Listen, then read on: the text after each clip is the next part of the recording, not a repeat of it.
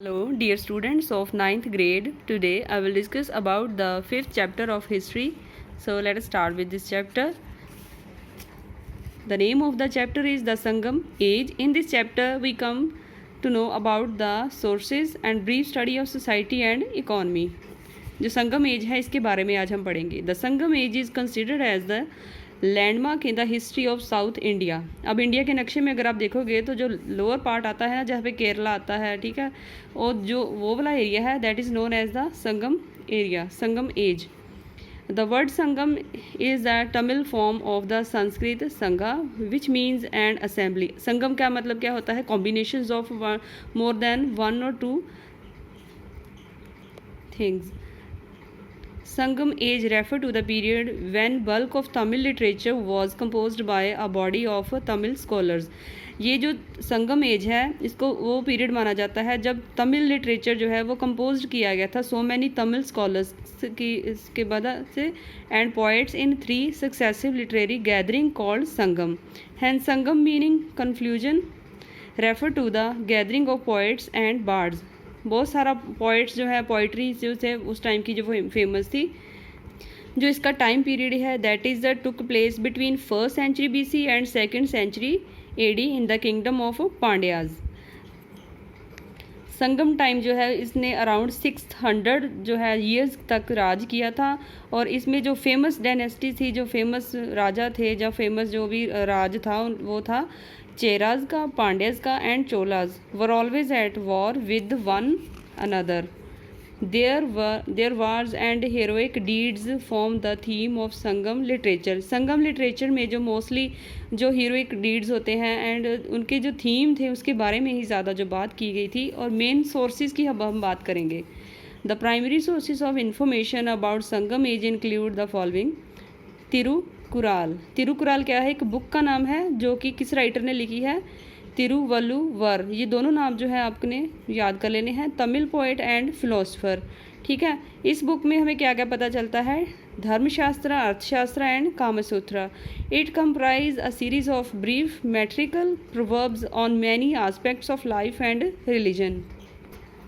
Second is megaliths. Megaliths are box-like structure erected with the stone slab resting on each other without any mortar. Sometimes there was a opening cuts into the mosaic. These acted either as burial sites or commemorative memorials. ये जो megaliths हैं ये also known as the memorial stone. जो उन time के जो उनके पूर्वज हुआ करते थे उनकी याद को ताज़ा रखने के लिए उन्होंने ये जो है मेगालिथ्स बनाए होते थे. You can see also in this picture. Next is Tamil kingdoms. The Sangam poems mention the terms Movendra, which is a Tamil word meaning 3 chief and was used for a head of 3 ruling families, namely Chera, Chola and Pandyas in Tamil country during the Sangam age. Sangam age जो है वो पूरा है, उसमें कौन कौन सी 3 main dynasty आती थी? चेरा, चोलाज एंड पांड्याज की, ठीक है. In addition to these 3 kingdoms there were local chieftains. Chera kingdom सबसे पहली थी. The territory of the Sangam Chera mostly comprise the present state of Kerala. अब जो केरला है स्टेट, ये जो डायनेस्टी है चेरा किंगडम जो है ये उस टाइम में वहाँ पर थी. The Chera kings of Sangam age were known by many titles such as Vanavar, Villavar and Malayar. There were 2 important lines of Chera kings. The first one started from Udayan Cheralathan and the second from Irumpurai. The kings belonging to these 2 lines ruled the Chera kingdom. Their capital was Vanji and their chief fort was Thondi. Their symbol on the flag was bow and arrow. Chola kingdom. The kingdom of Sangam Chola comprised the present Thanvur and Trichampalli district. The Chola kingdom is referred to in the Sangam literature of Chonadu, Kaveri, Nadu, Kaveri, Suza, Nadu, Neer, Nadu and Punal, Nadu. These names indicate the rich water resources of the Chola country. The river Kaveri that flowed through the Chola kingdom made it soil fertile. The capital of Sangam Cholas were Urayur. Their second capital was Kaveriappatim. was also the chief port of Sangam Cholas. Their symbol was tiger. The Sangam literature mentioned as a number of Chola kings. Pandya kingdom. The extent of the Pandya kingdom during the Sangam age comprised the present district of Madurai, Tiruvallur and Ramanathapuram. The Pandya king were known as Maran, Valudhi and Chezuyan. Their capitals were Madurai and their chief port was Kokari. उस time में जो है वो social life उनकी कैसी थी, society कैसी थी, there was the Sangam literature speak of many tribes and जो उस टाइम में जो सोसाइटी थी that was also divided into different divisions, caste division के आधार पर, जैसे कि वहाँ पर जो अब यू कैन सी ब्राह्मण थे and there patterns from the common man. Though the beginning of the caste system can be made up out of the Brahmins household, the largest society remain casteless. Brahman, kings, traders and farmer. Ignoring most of other names of the people, these refer in the Tolkapian, obviously shown influence of the Sanskritic social ideas. अब आगे आ जाता है food and dresses. Grain, meat and fish form the chief articles of food with vegetables, milk and milk products.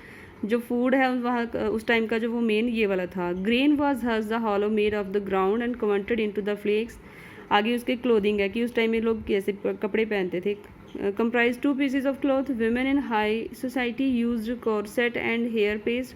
Ornaments were worn by both sexes. The children wore a necklace or tiger teeth. ठीक है. आगे वो entertainment कैसा था उन लोगों का. The Sangam people made use of different modes of entertainment during their leisure time. They are using music and dance filled a good part of the spare time of men and women. Cock fighting and goat fighting were popular. Gambling was practiced widely. So after that, position of women. Women position was good on that time in the society, but they don't have the right equal to the men. There were female assessors belonging to the Buddhist and Jain tradition like Kaundi, Agitya. जो ladies थी उस time की, they have a right to be get the education, but after the death of their husband they don't have a right to remarry in the life. आगे आ जाती है married life. There is a little information about the institution of marriage during the Sangam age. Later work is the जो उस time के जो marriage थी उसकी भी जो है रिचुअल सेरेमनीज के आधार पर जो शादियाँ वो की जाती थी. आगे economy. The economy during the Sangam age was simple and self sufficient. The people were industrious and they believed in living well by earning wealth. The Sangam literature point to the existence of both wealthy and the poor people in the society. बहुत ज़्यादा अमीर लोग भी थे उस time में और बहुत ज़्यादा गरीब भी थे. The wealthy people included the king and those who surrounded them. The poor were either the farms and casual labourer or the wandering mistress.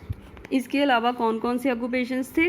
Spinning and weaving were the most widely practised craft. Spinning and weaving of cotton perhaps also of silk attained a high degree of perfections.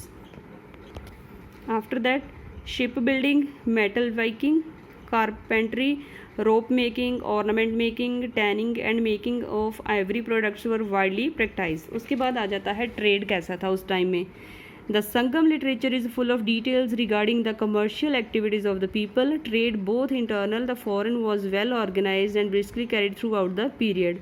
उस time में जो व्यापार था वो ज़्यादातर जो है रोम जो जगह है, रोम जो था ना स्टेट, वहाँ पर ही किया जाता था यहाँ से. ठीक है.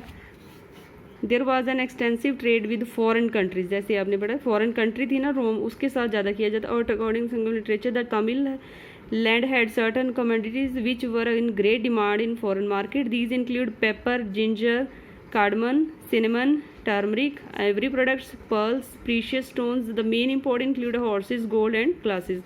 ये जो चीज़ें हैं ये mainly imported to the other countries, foreign countries.